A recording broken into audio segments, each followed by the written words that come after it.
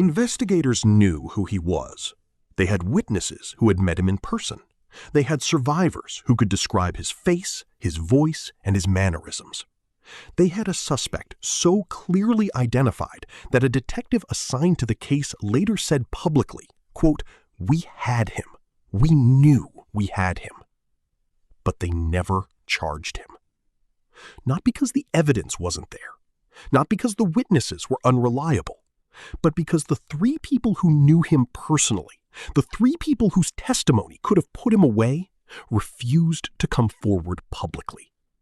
Not out of fear for their safety, not because they doubted what they knew, but because in San Francisco in 1975, being a gay man who went to gay bars was enough to destroy your life, your career, your family, your freedom, in a country that still criminalized exactly who you were. A serial killer walked free because his witnesses couldn't afford the cost of the truth. This is the story of the Doodler, and it is one of the most heartbreaking structural failures in the history of American criminal justice. To understand why the Doodler was never caught, you first need to understand San Francisco in 1974, because the city was two things at once, and that exact contradiction is at the heart of this entire case.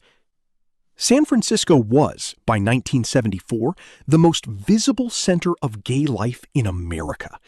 The Castro District had become a true community, not just a neighborhood, but a political force, a cultural identity, and a place where gay men had built something real, visible, and proud. This was in a country that everywhere else still treated them as criminals or mentally ill. Harvey Milk was already becoming a powerful voice. The community had power it had never possessed before. And simultaneously, homosexuality had only just been removed as a mental disorder by the American Psychiatric Association in late 1973. Sodomy laws were still heavily enforced across most of the United States. Being publicly identified as a gay man could still instantly cost you your job, your housing, your family, your security clearance, or your children. The liberation happening in the Castro was completely real, but it existed inside a country that had not yet decided to stop punishing people for it. It was into this specific, irreducible tension, freedom and danger existing on the very same city block, that the Doodler arrived in early 1974. Between January 1974 and September 1975, a man began approaching gay men in bars and restaurants across San Francisco, particularly in the Castro and the Tenderloin. His method was always the same. He would sit down next to a man, pull out a sketch pad, and begin drawing his portrait. He was good. The sketches were detailed, flattering, and charming. It was an incredibly effective way to begin a conversation. After spending time with his target, sometimes for hours, he would suggest they leave together. They always went somewhere private. And there, he would kill them. The victims were stabbed, and their bodies were left outdoors, on beaches, in parks, and in public spaces. There was no attempt to hide them. He left them exactly where they would be found. The pattern began on January 27, 1974, with 49-year-old Gerald Kavanaugh, found stabbed on Ocean Beach. Then, on June 25th, 27-year-old Joseph J. Stevens, a female impersonator and performer known in the Castro community, was found in Golden Gate Park. Just weeks later, on July 7th, a 31-year-old German tourist named Klaus Christmann was discovered nearby. By May of 1975, 32-year-old Frederick Kappen was found near Baker Beach, and just a month later, 66-year-old Harald Goldberg was discovered near the Great Highway. 5 confirmed dead, and the pattern was now completely established. But investigators also identified 3 survivors, men who had left a bar with the Doodler, survived an attack, and were able to describe him in intricate detail. One of those survivors was a European diplomat.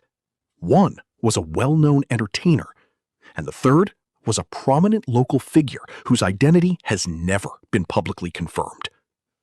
All three refused to make formal statements. All three refused to testify. And they all told detectives the exact same thing. Coming forward would mean publicly identifying as gay. And in 1975, they were simply not willing to pay that price. A killer remained on the streets because the system made the truth far too dangerous to tell. San Francisco Police Department Inspector Dave Toschi, the very same detective who had led the Zodiac Killer investigation, was assigned to the case. He and his partner worked the Doodler files with incredible intensity, and before long, they developed a suspect. A specific named individual, a young black man in his early 20s, known in the Castro, who had been positively identified by survivors as the man who had attacked them. Toschi and his team interviewed the suspect. He denied everything. And without corroborating testimony from those survivors, there was simply no case to bring. Prosecutors reviewed the evidence, concluded that a conviction was completely unachievable without witness testimony, and the suspect was released. The San Francisco Chronicle covered the breakdown of the case. In a 1975 article, a detective told reporters directly, quote, "We know who he is. We've talked to him. We just can't charge him." It was a stunning public admission. A police department openly acknowledging that a serial killer was walking free, not because they couldn't identify him, but because the social conditions of the era made it impossible for victims to come forward. The killings stopped abruptly in late 1975. Whether the Doodler stopped voluntarily, was incarcerated for an unrelated crime, left the city, or died, nobody knows. The sudden silence was never explained. In 1977, the San Francisco District Attorney's Office officially stated that they believed the case was completely solvable if witnesses would just come forward. None did. The case went completely cold. It would be easy and completely wrong to blame the witnesses for not coming forward. It would be easy to say that if they had just spoken up, 5 men would have had justice. But that framing misses the point entirely. The witnesses faced a real, documented legal danger in 1975. Coming forward meant publicly confirming their sexuality at a time when that confirmation could instantly end their careers, void their security clearances, cause them to lose custody of their children, and expose them to criminal prosecution. The diplomat faced international career destruction. The entertainer faced the end of a public life they had spent years building. These were not abstract fears. They were rational calculations about highly documented consequences. The system that failed here was not the witnesses. The system that failed was a legal and social structure that made it impossible for victims and witnesses to seek justice without being completely destroyed in the process. The Doodler exploited that structure with what appears to have been full awareness, targeting men in a community that could not fight back without sacrificing everything. He chose his victims knowing the city would not fully protect them. He chose his witnesses knowing they could not safely betray him. The whole architecture of the case, the seduction method, the outdoor disposal sites, and the specific community targeted suggests someone who understood, just as John Wayne Gacy did in Chicago, exactly who would be missed the least and protected the least. Dave Toschi, in later interviews, described the Doodler case as one of the most frustrating of his entire career. Not because the investigation failed, but because the investigation succeeded. And it still wasn't enough. In January 2023, the San Francisco Police Department made an announcement that completely stunned the true crime community. The Doodler case had been officially reopened. Using incredible advances in DNA technology and forensic genealogy, the exact same methodology that successfully identified the Golden State Killer, investigators had developed brand new evidence connecting a suspect to the crimes. The San Francisco Police Department released an updated composite sketch, publicly asked for information, and increased the reward. They also released for the first time in detail accounts of the survivors' encounters with the Doodler, crucial details that had been entirely withheld from the public record for nearly 50 years. The primary suspect named in the reopened investigation is a man now in his early 70s, living openly in the Bay Area. He has not been charged. Investigators have stated publicly that they believe they have the exact right person, but still need additional evidence to bring a definitive case to trial. The original witnesses, the diplomat, the entertainer, and the prominent local figure, are now either dead or elderly. The world they so deeply feared in 1975 no longer exists in the same form. Gay marriage is completely legal. Homosexuality was declassified as a disorder over 50 years ago. The Castro District is a historic landmark, and Harvey Milk has an airport terminal named after him. And yet, somewhere in the Bay Area, a man in his 70s is still living completely free.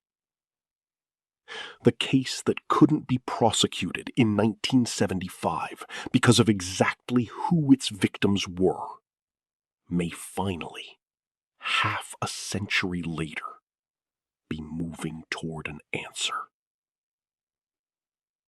Justice delayed is still justice. Gerald Kavanaugh was 49 years old. Joseph Stevens was 27. Klaus Chrisman was 31 and had only been in San Francisco for a few days, a tourist in a city famous for being free. Frederick Capon was 32, and Harold Goldberg was 66. 5 men. 5 lives. A killer who drew their faces before he took everything else. The Doodler case is not just a cold case. It is a document. A record of what happens when the law does not equally protect the people it is supposed to serve. When the cost of seeking justice is designed to be too high for the most vulnerable to pay. The witnesses weren't cowards. They were people completely trapped by a system that punished them for existing. In 2023, the San Francisco Police Department explicitly asked the public for help. The case is officially active. If you have any information about the Doodler, any contact, or any memory from San Francisco in 1974 or 1975, the San Francisco Police Department Cold Case Unit is still actively accepting tips. 5 men are still waiting. And after 50 years, they deserve far better than a cold file.